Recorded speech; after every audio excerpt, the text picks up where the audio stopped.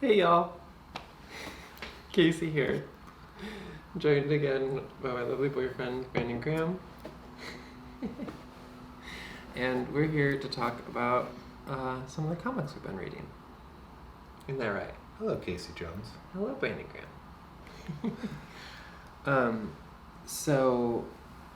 We've been doing some digging through the backstock at Cosmic Monkey and finding some rad treasures. One of the things we dug up was this awesome Art Adams comic, Gumby Winter Fun Special, which I liked Gumby when I was little. Turns out I still like Gumby, and this is like super fun. Is this one? Art's really good. Is this one Bob Burton or Steve Purcell? I don't know. It is Steve Purcell, who I believe did the Sam and Max comics that are really fun. Oh, cool. There's another Gumby special that Arthur Adams did back in the 80s that... Summer Fun. Summer Fun, right. And that's Bob Burton of Flaming Carrot fame. So yeah, it was really good. Waffles. Yeah, very fun. I liked that a lot. And then I've also been picking up some Tomb Raider comics, which are genuinely fun. They're very fun. I like them a lot. And it's made me interested in 90s Top Cow stuff, which I didn't realize how good it can be. This one in particular is painted. I got a bunch of others that are not painted, but It's Joe Jusko, right? it's beautiful. If that sounds right. The name sounds right. Yeah. Anyways, that's one really fun. We should qualify why you gave me that look, though. I don't even remember what we were talking about. There was some instance where I was reading a comic book and you kind of turned up your nose at it, and I was like, "How dare you with your Top Cow Tomb Raider?" It's so good. It's so fun. Yeah, I know, and it's nice to have just kind of fun junky comics too. Yeah. It's super fun, and it's like, Lara Croft is awesome. So I like that. Oh yeah, but kind of in a Top Cow kick if we're on that. Not to diss your order here, but you also had that Sugar book in there, right? Something you want to talk about? Yeah, I don't think that this is another Top Cow book. It's called Sugar. I haven't actually read it yet, but it also looks very fun, very sexy. I think what you told me is that it's about like sugar daddy type relationships. Yeah, it's like there was, and I haven't read much of them because Top Cow has the they do that Sunstone book that is very successful. It's kind of like a lesbian like softcore S&M thing, and then kind of I don't know if it was spurned off of that, but they were kind of doing other like kind of books on kind of like softcore, but kind of with sex is the focus. And they had Sugar, and I think there's one about some kind of polyamorous relationship or something. So yeah, it's interesting because my impression of Image in general is always like they're almost started with this, like they do what Marvel and DC kind of can't get away with over an Image. It's like pushing it a little bit more, and so I feel like that really like keys into that aesthetic. Yeah, it's definitely like that. Like I can't imagine Marvel or DC making a book like even just from what I've flipped through and seen inside. So, or Sunstone or something like that. Which is weird because the Sunstone guy, like you really enjoyed a Harley Quinn comic you did, right? Yeah, it was super good. Stepchick, is that his name? Steven Stepchick, yeah.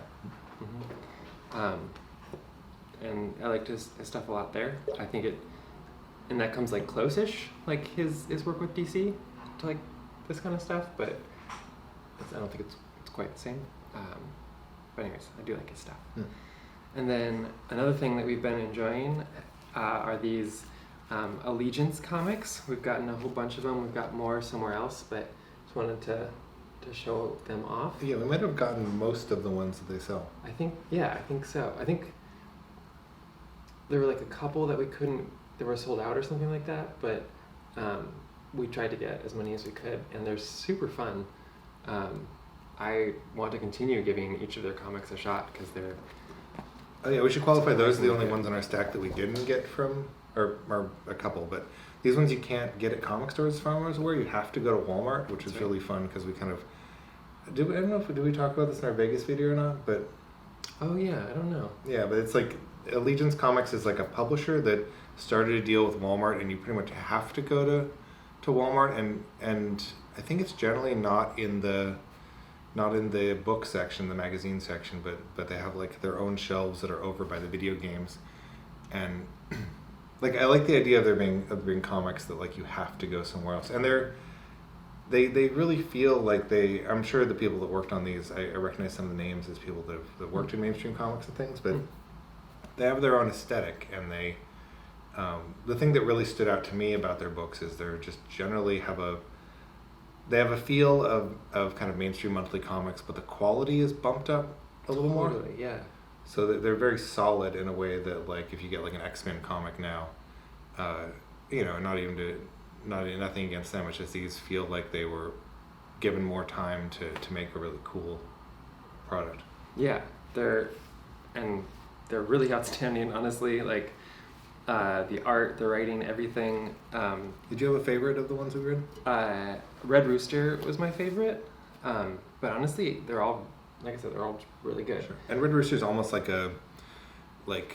is it pre-World War II or I think it's pre-World War II, almost like Captain America type superhero thing, where they feel much more like tied to, the early superheroes. I feel like they kind of originated almost being off of like circus performers, and it feels more like that. And it's like it's about this kind of Captain America-ish hero character who's struggling with having to deal with all the financial tie-ins of like promoting products when he just wants to be a hero. So it's kind of him being disenchanted with it. Yeah, and one of the things I like is that he is like Captain America, but he's from the country. He's not like, it's not based in New York, which is really cool to me. And if anything, like some of it's like in LA, I think, but yeah. And it really feels of the era that it's set in a way that that impressed me. Yeah, so it's really good. I like. Yeah, I'm just gonna start talking. Mitch Breitweiser and Mark Pellegrini are the main creators on this. With Elizabeth Breitweiser as the colorist, which is interesting. So that's super good. Nora Saga is also really cool and speaks to me because of my Norwegian blood, and it's about a young woman who is in. If I remember right, it's in Canada. Yeah, it's in Canada because she ends up in Vinland, which is the first European settlement in North America. It was by the Vikings. So, anyways, that was really cool.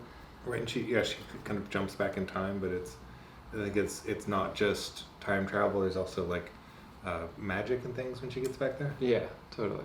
With all of like Norse lore and all that. And then Futurist was really interesting too. More like time travel-y stuff and magic, and yeah, I don't know. I really like them. I'm really excited that they're making these books, and I'm happy to support them. And like you said, it's cool to like go find them in Walmart. Like they're not super obviously. It's not super obvious to find them, so it's like sort of a hunt. And both when we found them in Oregon and in Nevada, they were in the video game section, like you said. Yeah, and lately I've noticed there's kind of a lot of smaller publishers that, at least for my taste, they kind of blur together very much, and I really appreciate that the Allegiance books have an aesthetic to them.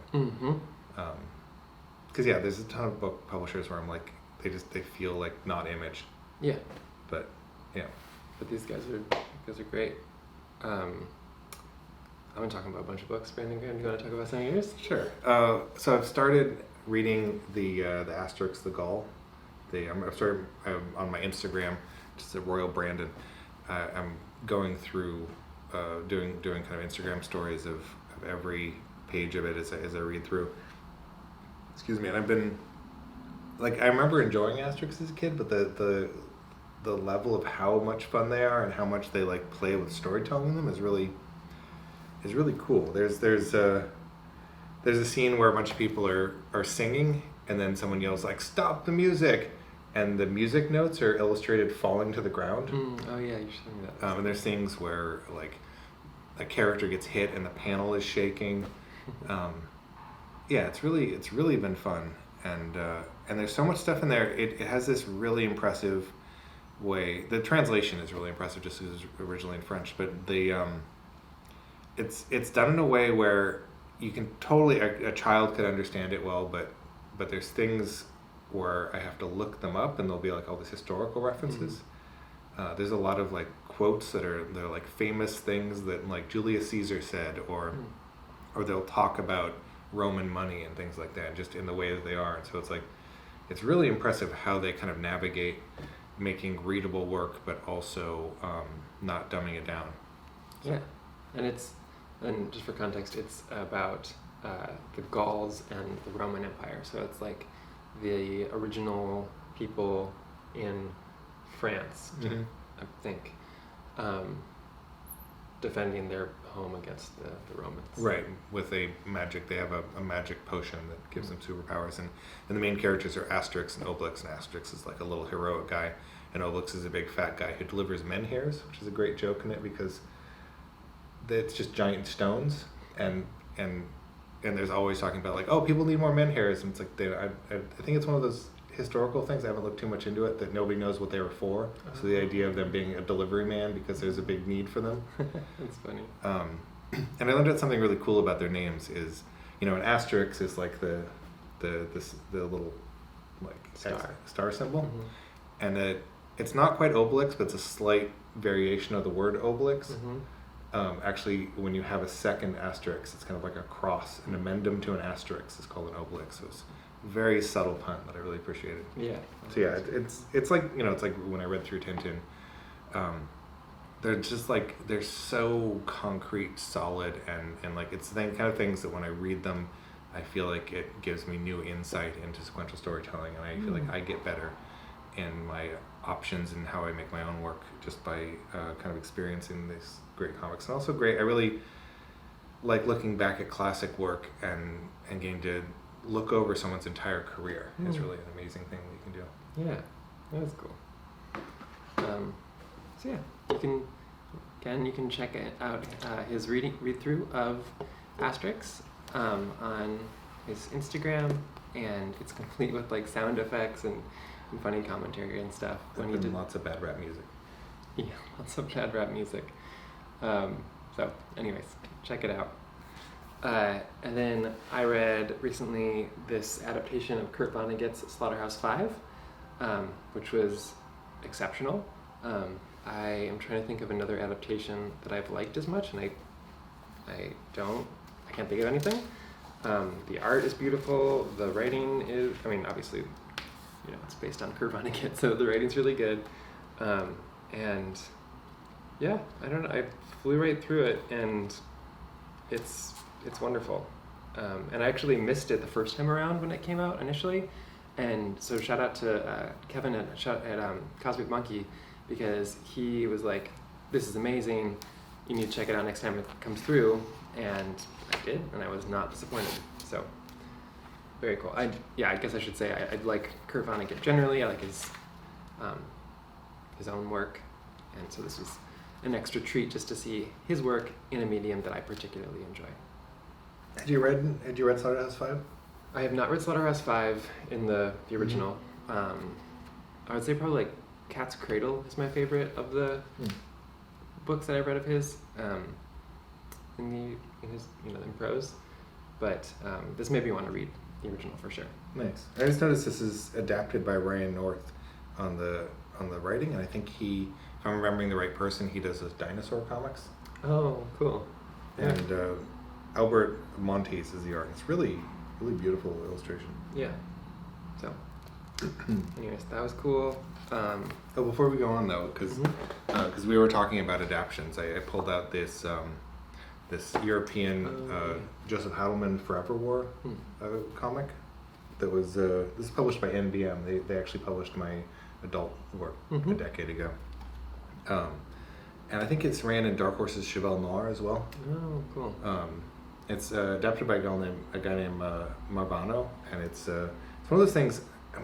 we might have lost the video we talked about it in, but I've talked about the Forever War. The book's one of my favorite science fiction novels. That's really good. It's one of the only things that deals with like Einstein's theory of relativity and how it operates in science fiction. Basically, it's like if you go faster than light, then time moves slower for you. So if you return to Earth, then a lot more time has passed for them than is for you because you've been moving so fast. Yeah. And so the Forever War was Heidelman's almost his response to Starship Troopers that Robert Heinlein wrote, because Starship Troopers is in a lot of ways very much just like a pro-military book, and I think Heidelman was a veteran of Vietnam, and he was much more cynical about the military, and I really like making work that's a response to other work, and I really like both those books, and so it's great to have these kind of clashing views of the same subject that are both done intelligently and kind of weaving good stories. But this is an interesting comic because I feel like it's one of those things that it's a great adaptation, but it's danced up in the way that I feel like it's almost like cliff notes for the book, where it helps if you read the book to understand the comic. Yeah.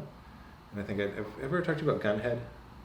I don't think so. Gunhead is a manga by Kei Asamiya and a movie that was like a joint American-Japanese movie about this like tank robot that transforms. It's live action. Oh. And I fully believe that to understand both the movie and the comic, you have to read both the movie and the comic because they're both like don't give you enough. Interesting. That's kind of cool. Two halves of the story. Certainly. So then we got issue 2 of Junkie Cable, which I haven't read this issue yet. The first issue is really great, and just from flipping through this earlier, this one looks fantastic as well. Stoked to get to read that. It definitely has a different vibe than a lot of things on the shelf right now, which I appreciate. So stoked about that. Yeah, it has like slightly more.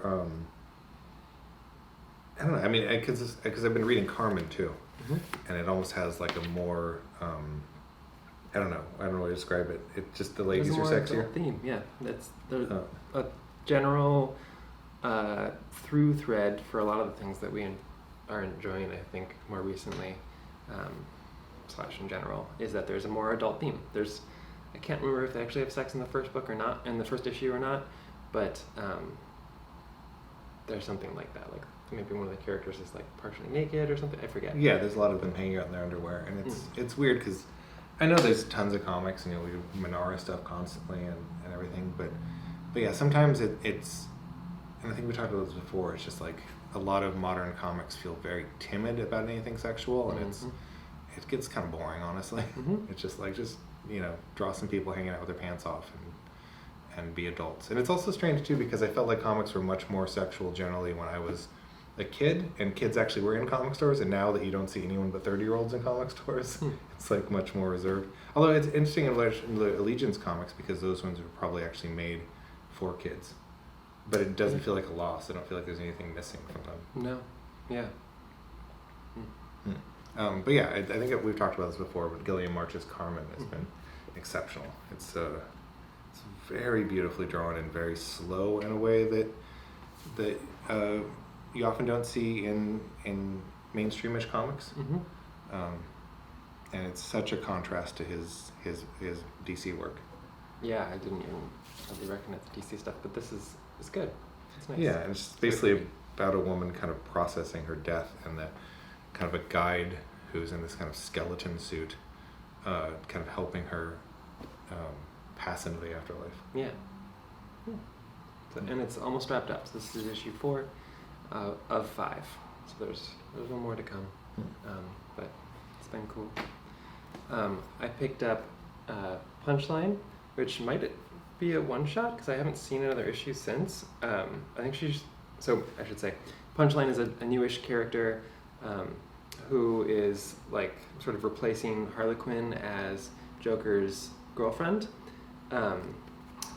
And yeah, she's interesting. It's a new take on that role, and I think she's appearing as a backup, like in a backup story in the currently running Joker Joker series, which I haven't been picking up. But how do you feel about backup stories in books like that? I mean, I think it's a cool idea, especially when the character sort of complements the main character. Okay. But I don't know. I enjoyed this one. It's cool to like learn about her, and I'm interested to see sort of how Punchline and Harley end up interacting. Because Harley's and she's kind of a much more evil character, right? Punchline is, yes, definitely more evil.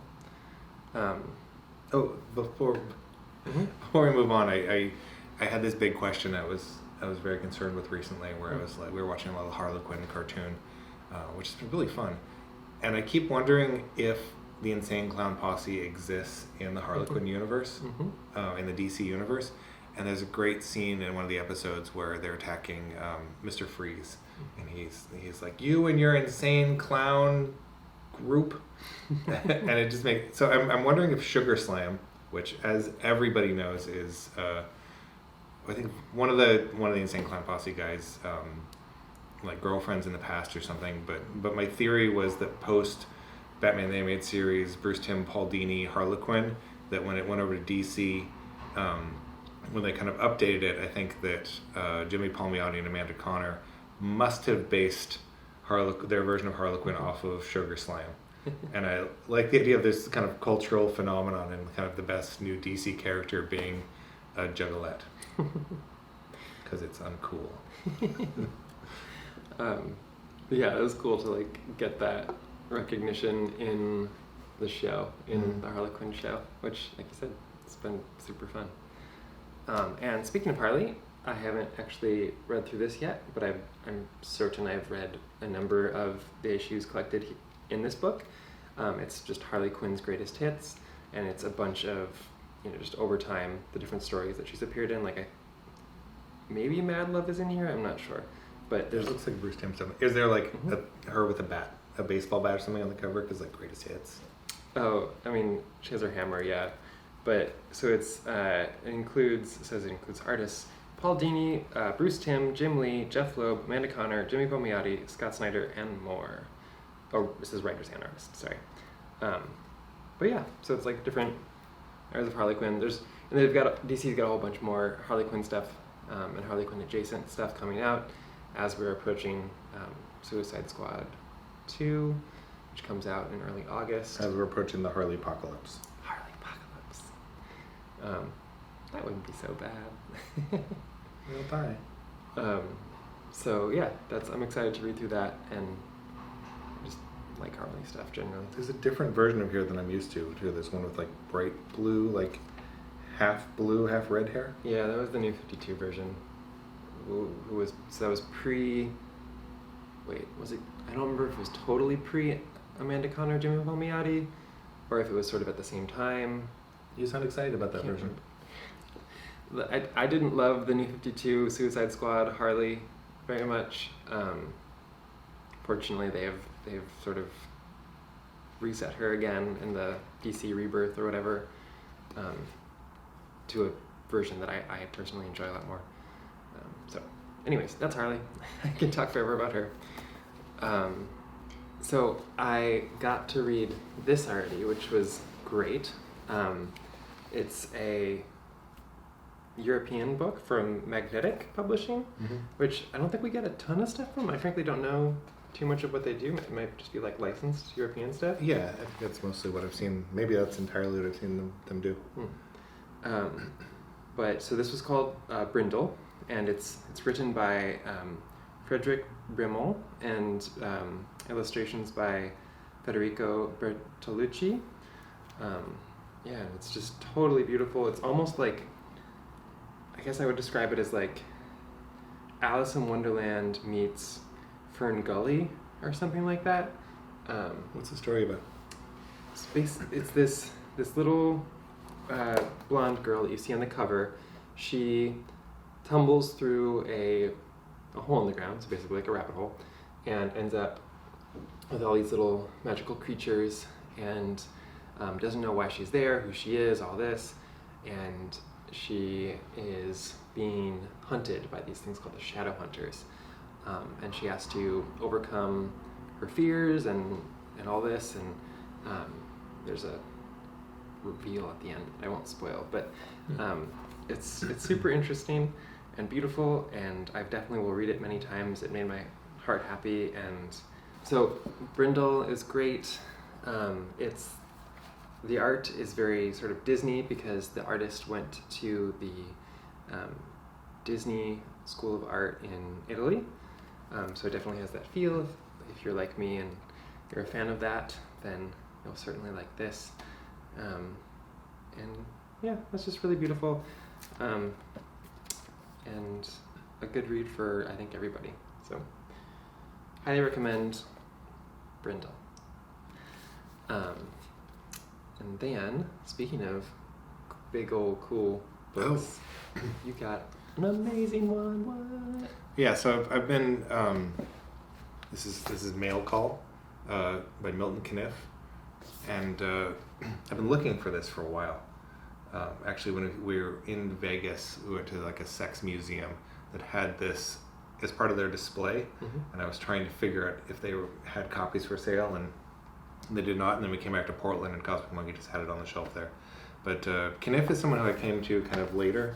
I think of him as kind of the like he's kind of proto Paul Pope style. It's very brushy and cool. And he did this mail call book specifically during World War II for like mail servicemen to put it in the newspapers and send it to them. So it's all self-contained strips that are kind of about a sexy lady during the war, hanging out with soldiers and everything. And it's such a departure from he was doing Terry and the Pirates at the time, but Terry and the Pirates you needed to kind of like it was an episodic thing where you had to keep up on it every day that it came out or every week. And in this one, because they knew the troops would be moving around a lot, he planned it to make it something where they worked just by themselves. They actually published in this book a letter from an upset mom who wrote in that saw the newspaper, the military paper that was in, and was complaining about how it was just going to promote soldiers to go out and catch VD and get people pregnant.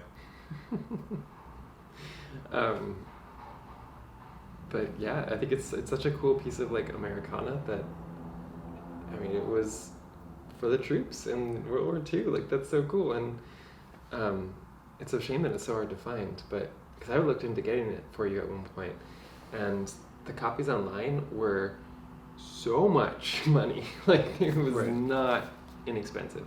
Yeah, and this one was, I feel like it was $40 or something. Yeah, way more reasonable. Yeah, it's 40.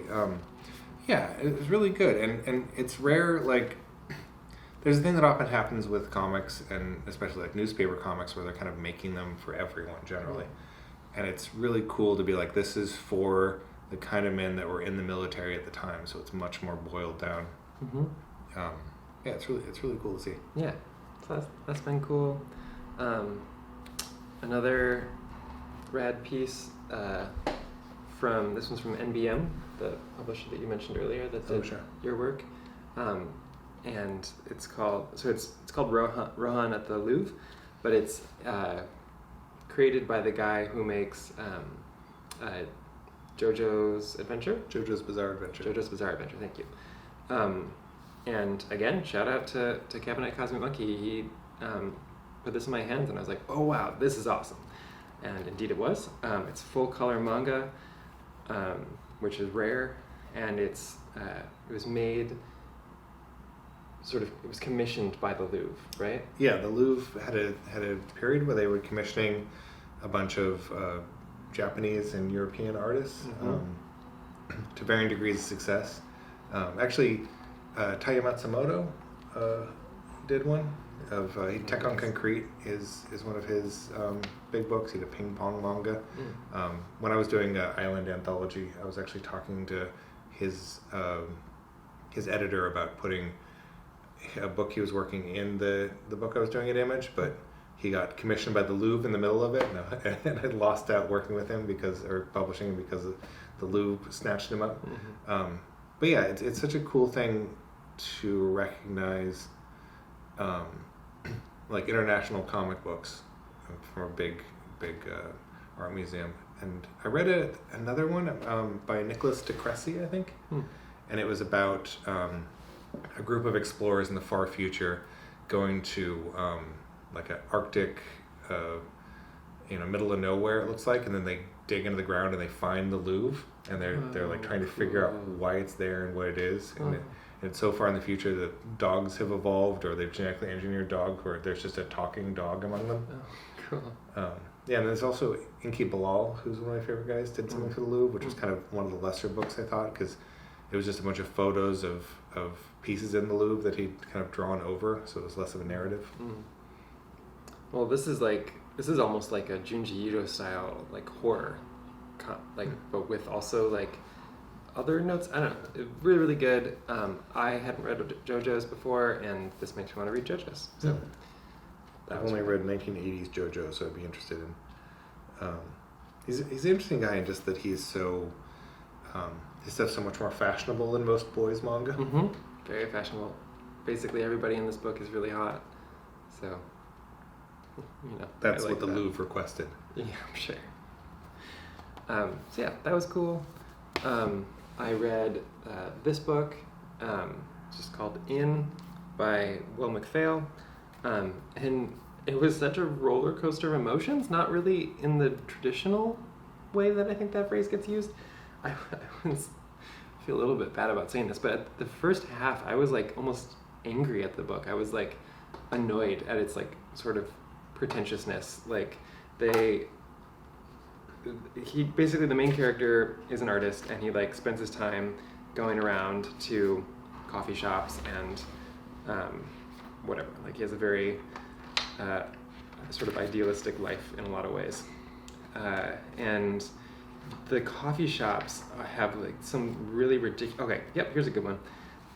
Have like really ridiculous names, and I get it. Like it's making fun of like the sort of like hipster culture and like aesthetic and all that stuff, and I'm here for that. But it just got tired after a while, because you can see like this is already a while in, and this is like the 5th coffee shop joke, and it's so he's going into this coffee shop. It's called Twill and Sons. And it says, next up is Twill and Sons, either a coffee shop or a barber's. Hi, Waffles.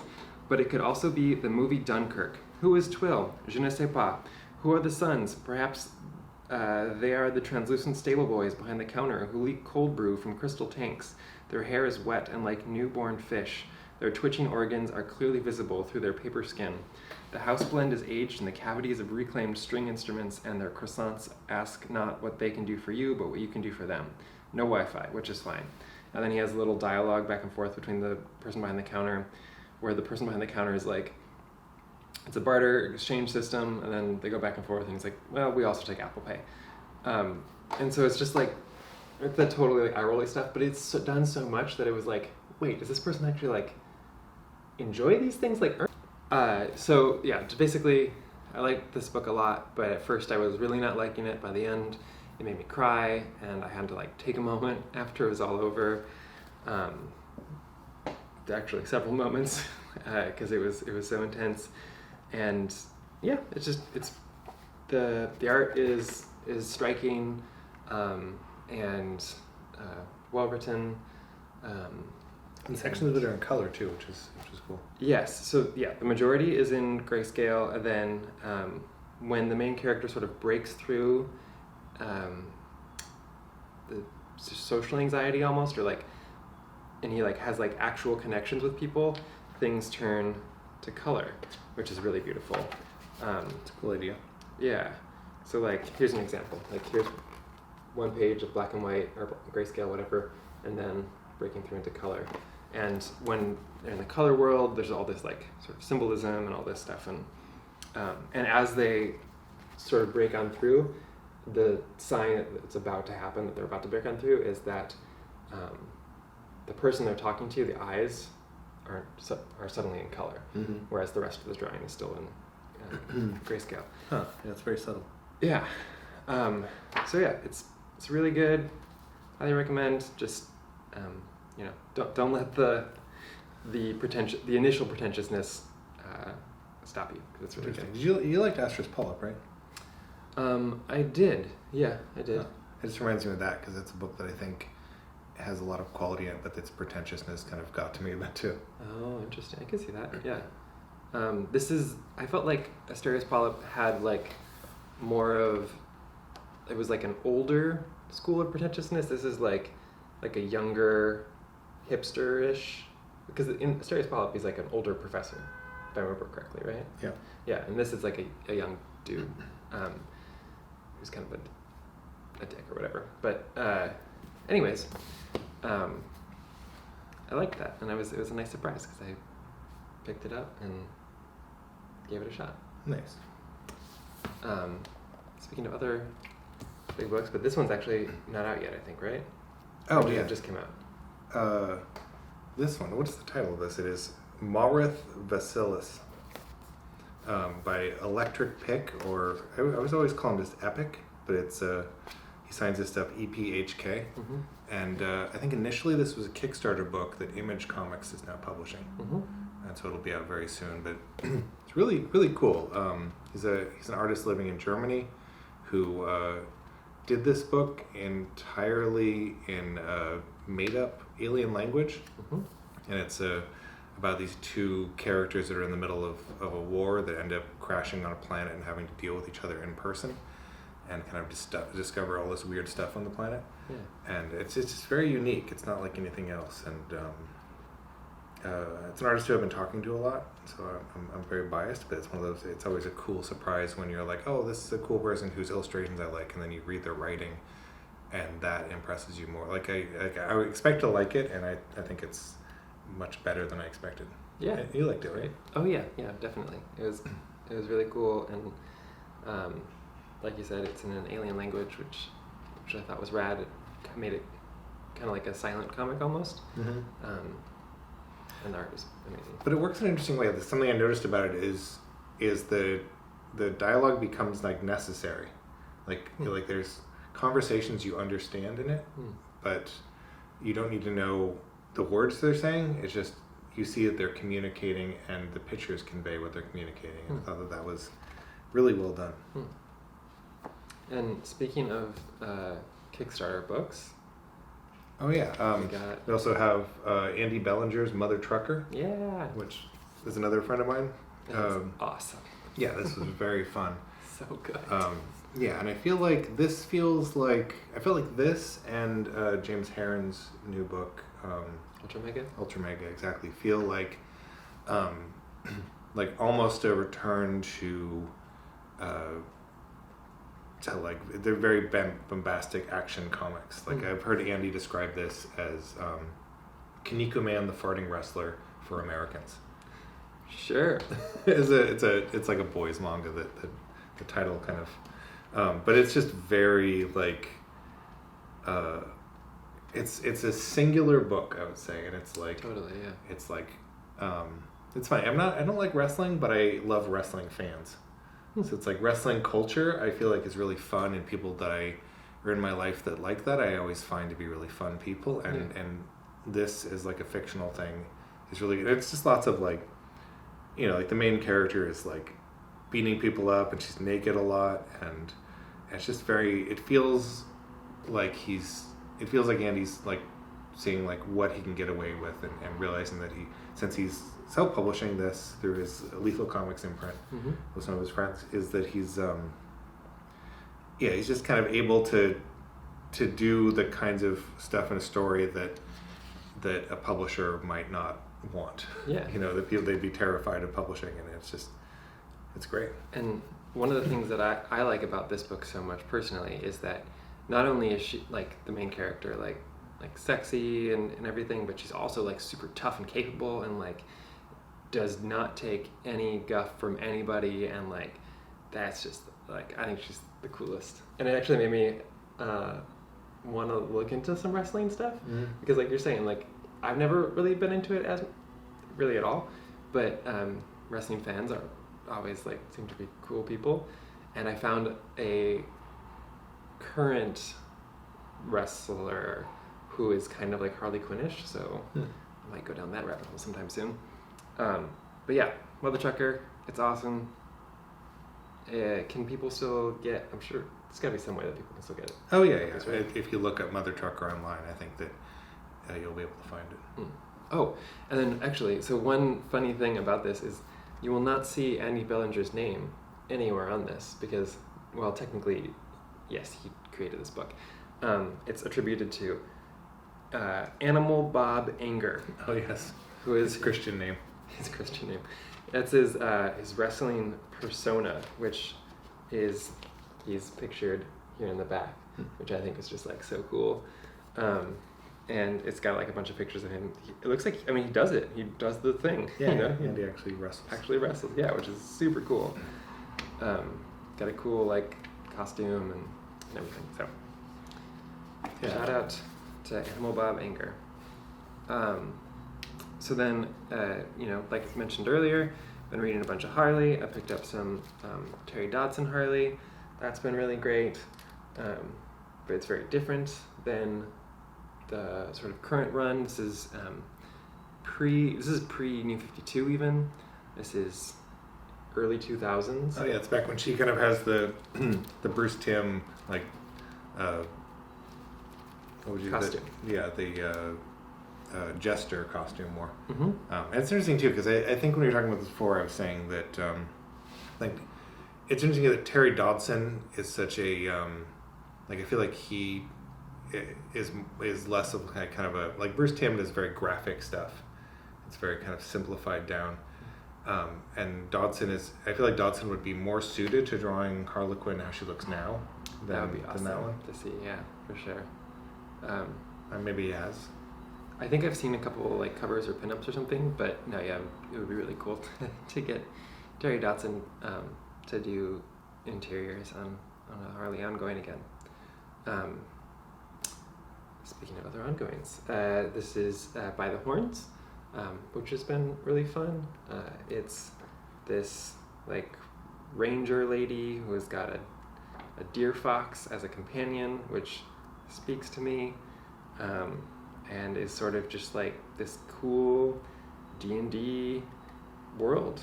Yeah, I enjoyed the first issue of that. It's essentially it's a revenge fantasy book, but she's seeking a unicorn to kill, and it reaches a point where she's just going out and killing a bunch of like monsters outside of her village, and her village kind of gets to the point where they're just like, okay, it's enough endless murder of monsters around us. You need to like lay off of that, and she's or leave, and she decides to leave.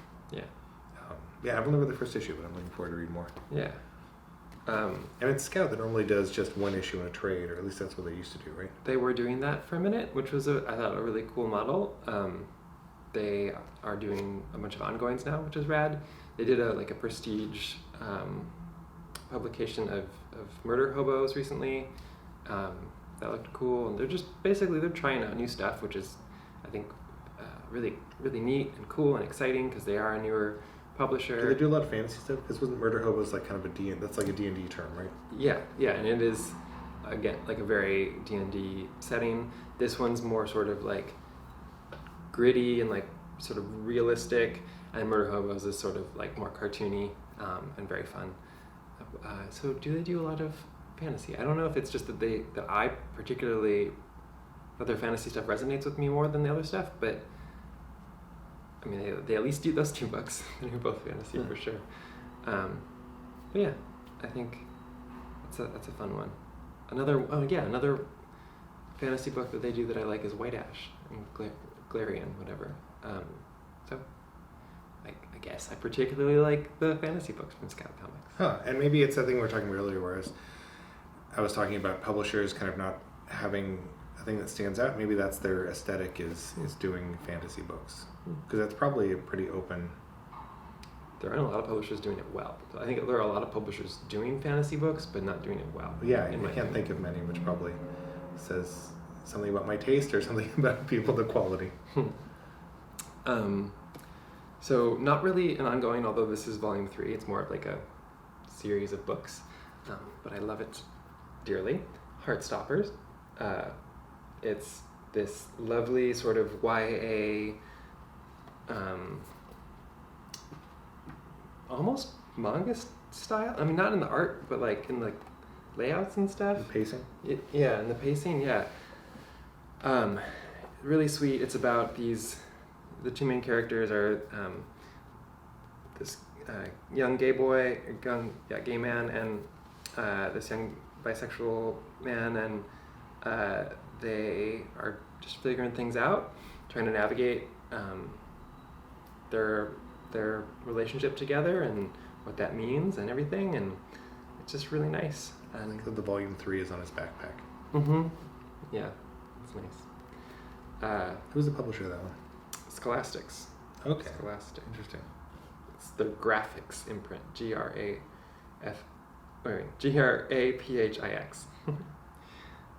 So, yeah, it's really good. I had the other 2 books and flew through those and ordered the third, or pre-ordered the third rather. And it has a Rainbow Roll quote on the back, which I only know from her doing a Marvel series. Yeah, she is the writer on Runaways for Marvel. She initially got her start in more sort of like YA prose, which is what is attributed on the back of this. Yeah, a book called Carry On, which I've never heard of. Yeah, but I mean her Runaways run is great. So interesting. The creator of this was born in England. Does it feel British at all? Yeah, it's set in England. Okay. Yeah. It's like they have these great dramatic moments, and they have to stop for tea time, I assume. Yeah. The Queen passes. It's I don't know. It does add a different layer to it, I guess.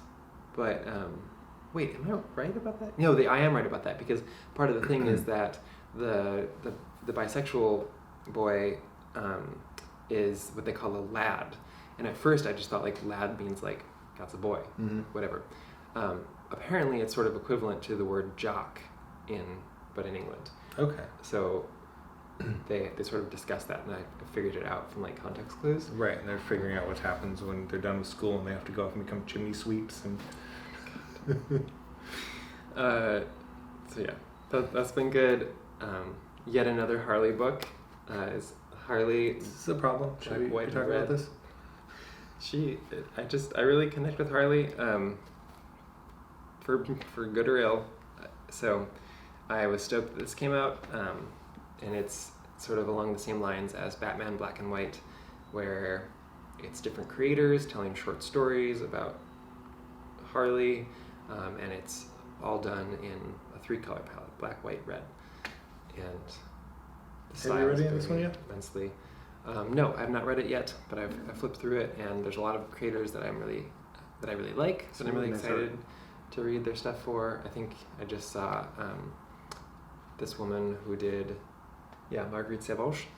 Her art is always wonderful, and I think it's particularly good when it's in a limited color palette, so that's cool to see. She's in there. Anyways, yeah. More Harley to be stoked about. There will be more Harley on the next episode of this too, because I already pre-ordered a whole bunch of Harley books that are going to be coming out between now and August. I'm not familiar with this artist. Dani? D-A-N-I? Oh yeah, I don't know. Very kind of like Frank Miller, almost Eduardo Rizzo style. That's nice. The single name makes me think that it's a Brazilian person, but I could be wrong. Yeah. Or just European. Mm-hmm. So yeah. For a while, I know we've talked about this for a while. It was, I think, DC was hiring out of. Spain and Italy were like very like locked to different publishers. I think because the people that went over there searching for artists, and I think Spain was Marvel and Italy was DC for a while. I don't know if it's that way anymore. I know Maria Andolfo did a Harley run, and she's Italian, and she's at DC, so maybe that is still that way. I'm not sure. Right. And the last book I think in our stacks is Ryoko, which is a like crime manga, right? Yeah, it's a crime manga. I just started it. It's really beautiful, and it just is about a woman who adopts a baby and then raises her to be a murdering teenager, and it's very something I think a lot about when I used to do adult comics, and in adult comics it requires a kind of a different approach to storytelling, where it's more focused on facial expressions, and you kind of want to have closer, more figure focused work, and I felt like this was kind of the version of that with action.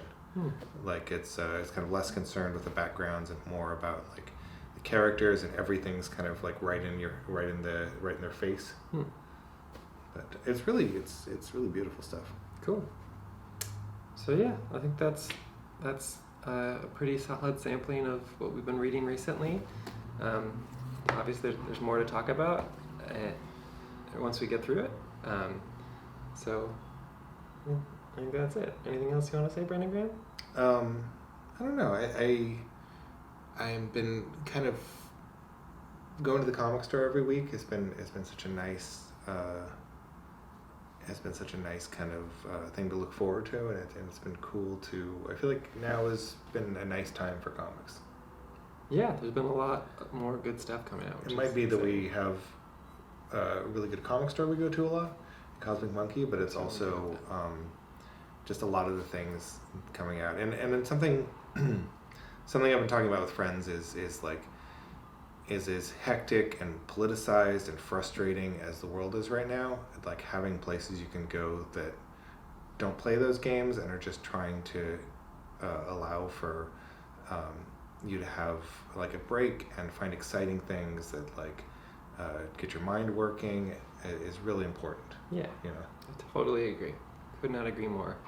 And that, yeah, one of the many reasons why I think we're both very thankful to have Cosmic Monkey in our life, because it is a place like that where you can just go and it doesn't have any of that BS. They're not playing those games. So, anyways, thanks for watching. If you got something out of this video, please click those like and subscribe buttons. And until next time.